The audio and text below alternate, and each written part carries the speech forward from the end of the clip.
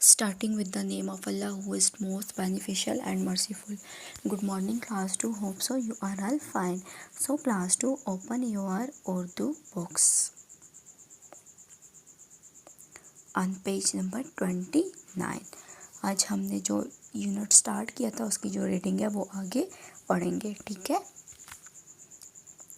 सर्दियों में उनके डरबे पर गरम कंबल डाल देता है ताकि वो बीमार ना हो जाएं।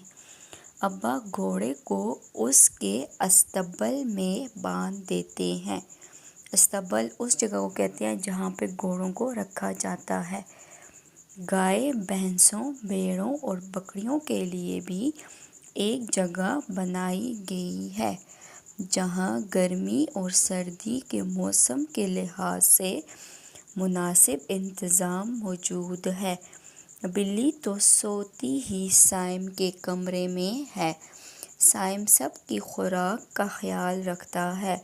जानवर भी अल्लाह ताला की मखलूक हैं और हमारे फ़ायदे के लिए ही अल्लाह ताला ने बनाए हैं। हमें भी चाहिए कि उनकी खुराक और रहने की मुनासिब जगह का ख्याल रखें।